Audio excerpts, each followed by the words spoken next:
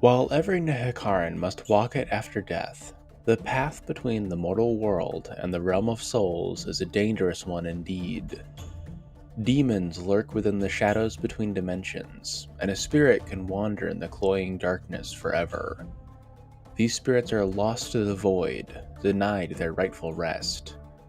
To the ancient Nehekarans, such a fate was considered more terrible than death, as it would also prevent the Lich Priest from resurrecting them during the fabled Day of Awakening. A safe way to travel between the realms would be necessary. The mortuary cult immediately began searching for ways to save these souls. They were ultimately successful, though the resulting method was prohibitively expensive.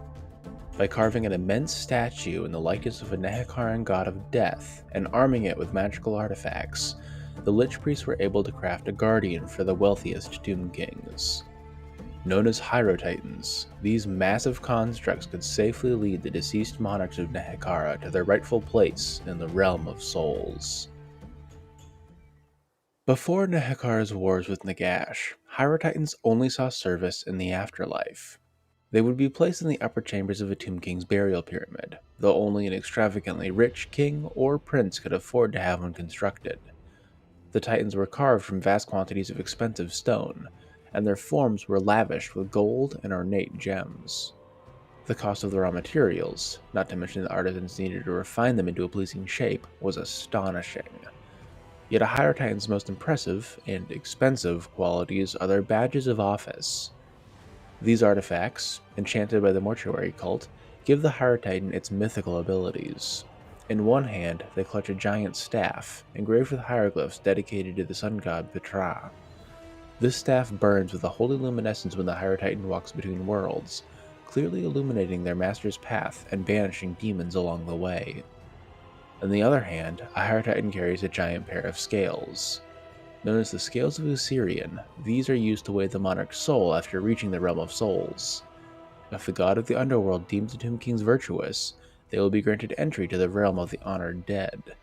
If the scales reveal the king to be unworthy, however, they will be cast into the netherworld to burn for all eternity. While these artifacts are impressive, they do not give a Hierotitan its ability to traverse the abyss between life and death. Instead, that talent comes from the mummified body interred inside its chest. Within every Hierotitan is the corpse of an ancient priest who perished before the mortuary cult discovered the secrets of eternal life. Many of these priests specialized in communing with the gods, and it is their spirits that lets a Hierotitan walk between the worlds. This connection also lets a Hierotitan act as a conduit between the mortal realm and the deities of Nehekara, and those who stand within a Hierotitan's shadow claim to hear the cruel laughter of primeval gods. Hierotitans have been used in battle by the Nehekarans since they began animating war statues. These massive constructs can cut a bloody swath through the battlefield, smashing enemies beneath their stone feet, or battering them aside with their enormous staff. Their stone forms can resist most blows, and it's an incredible display of strength to deal a meaningful amount of damage to a Hierotitan. As if their physical prowess wasn't impressive enough, a Hierotitan's badges of office can be used in battle. The hieroglyphs engraved upon their staff can blaze with Petra's light, incinerating those caught within its rays. The Scales of Usirian, in turn, can unleash spectral claws that rip at the enemy's very soul. These magical attacks make Hierotitans far more versatile than they appear at first glance, and many enemies have paid for treating them as mere physical threats. If a Hierotitan could be said to have a weakness, it is their lethargic reflexes. Their lumbering footfalls can carry them great distances in an instant, but they are slow to react to threats. Part of this is their nature as Nehekaran constructs, but it also comes from their unique place between the worlds.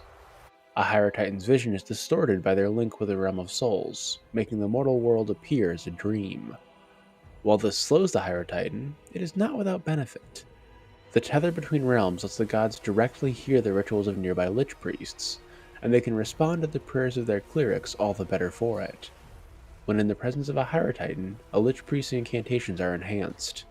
Entire skeletal legions will rise from the earth at their slightest gesture, and desert sandstorms rise up to flay enemies with howling winds. In Total War Warhammer, Hierotitans are a monstrous unit on the Tomb King's roster. They weigh in at a hefty 2,000 gold in multiplayer, and don't unlock in campaign until tier 5, so no matter what your preferred game mode is, they aren't easy units to access. Still, there's a reason for that. Hierotitans are good units, acting as solid, stationary anchor pieces in large infantry blobs.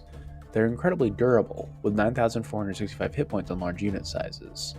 That's a ridiculous amount of HP, considering that characters like Scarbrand and Karl Franz on Deathclaw only have 7,086 or 4,377 respectively. As if that wasn't enough, Hierotitans still have pretty good stats. Their armor value is 100, and their melee defense is 45, which is pretty hard to get through for most units. It doesn't make them invulnerable by any means, but it's amazing when combined with that large hit point pool. Hierotitans aren't just a defensive wall of stone, however. A Hierotitan has a melee attack of 56 that does both flaming and magic damage, while their weapon strength is 413, and majority armor piercing. Additionally, they bring some spells and special abilities to the table, just like in the lore.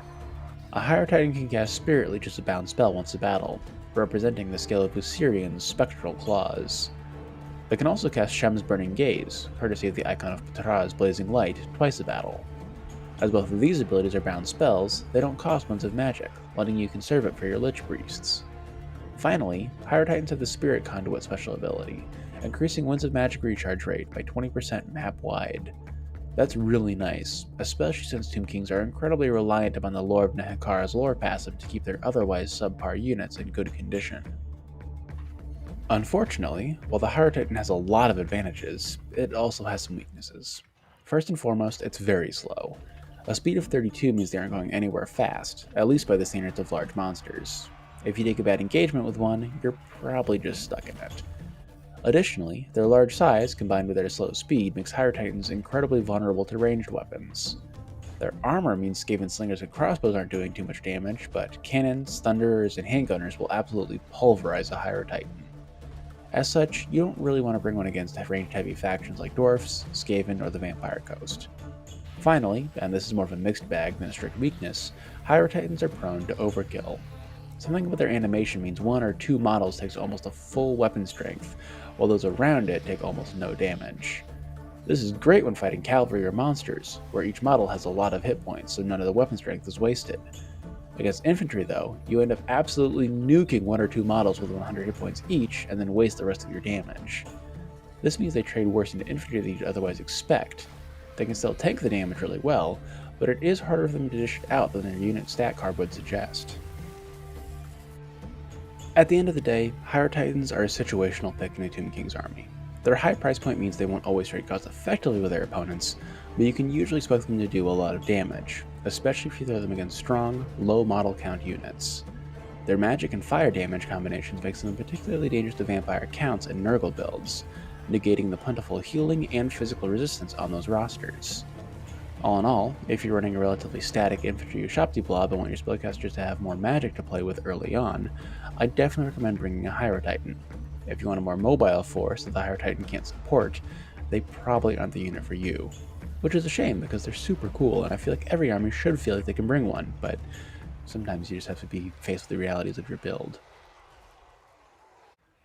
With the Total War section finished, we have come to the end of the Hierotitan overview.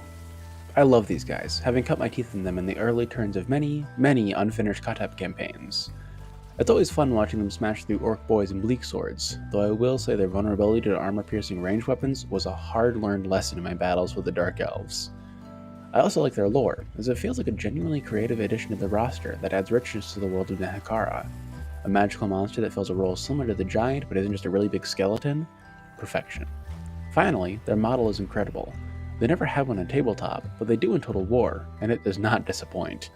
It really does feel like you're in the presence of the gods when you get in close, which is pretty neat. That favorable review will bring us to the video's end, so until next time, this has been Sigmar's Chosen, signing off for now.